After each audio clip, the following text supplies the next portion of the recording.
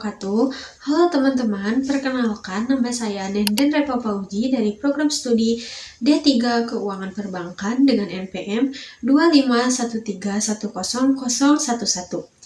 Pada kesempatan kali ini, saya akan menjelaskan materi tentang stakeholder perusahaan atau pemangku kepentingan perusahaan untuk memenuhi salah satu tugas mata kuliah pengantar bisnis.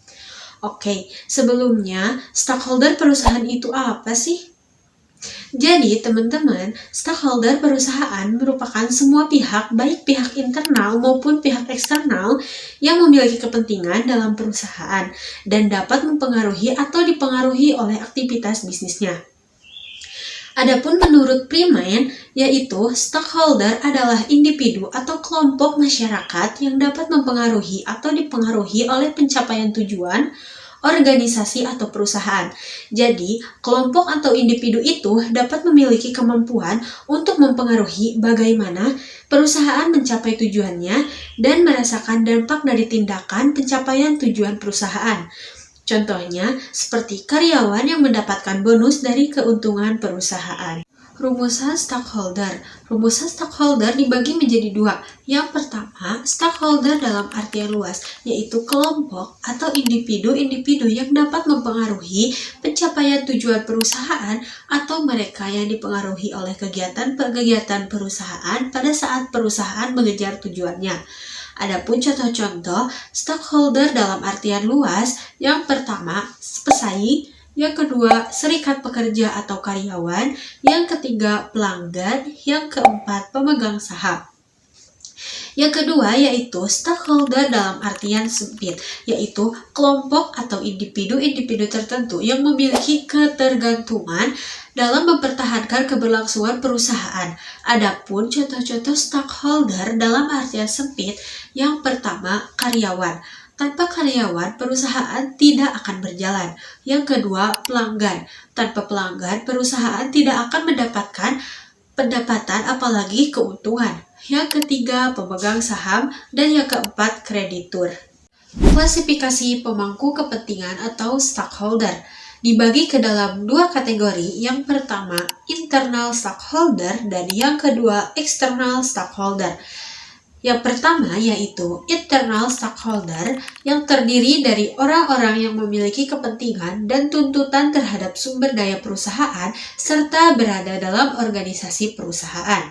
Mereka adalah bagian dari struktur internal dan operasional sehari-hari perusahaan. Kepentingan mereka terkait dengan efisiensi operasional dan keberhasilan langsung perusahaan.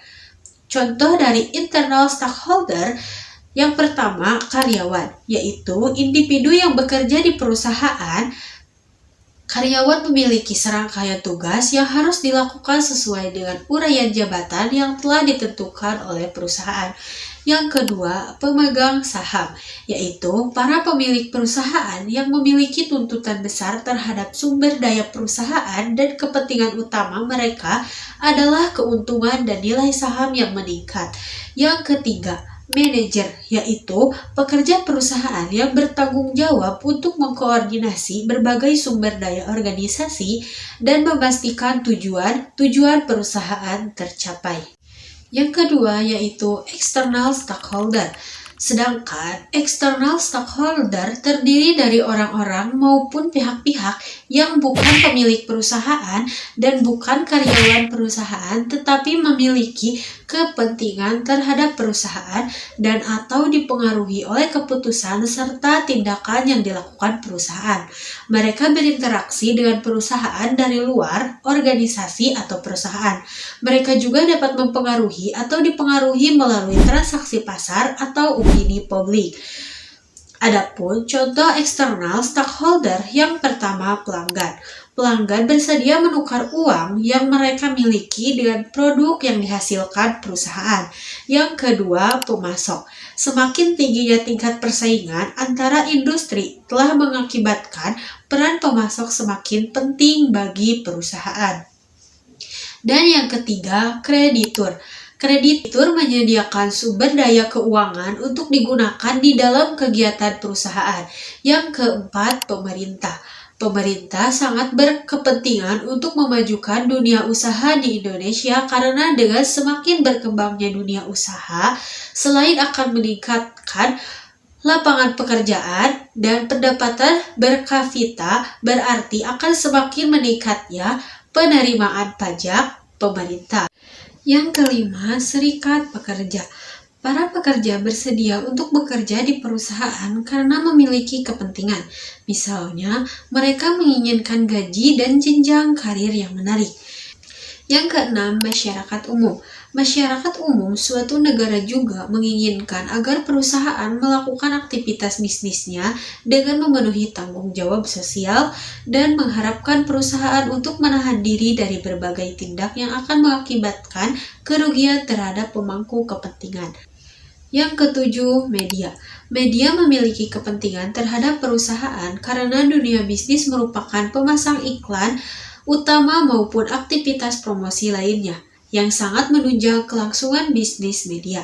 Yang kedelapan, pesaing. Pesaing sangat berkepentingan terhadap perencanaan maupun tindakan strategis yang dilakukan perusahaan. Yang kesembilan, pedagang grosir dan pengecer. Pedagang grosir dan pengecer membantu perusahaan dalam menyalurkan produk-produk perusahaan kepada para pelanggan.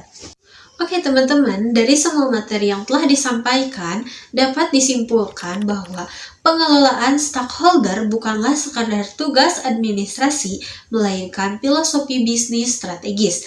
Perusahaan modern harus beroperasi dengan kesadaran bahwa mereka adalah bagian dari ekosistem yang lebih besar dan keberhasilan mereka sangat bergantung pada kemampuan mereka untuk memenuhi harapan dan kontribusi positif kepada semua pihak yang berkepentingan. Sekian materi yang dapat saya sampaikan. Mohon maaf apabila ada kesalahan dalam penyampaian. Wassalamualaikum warahmatullahi wabarakatuh.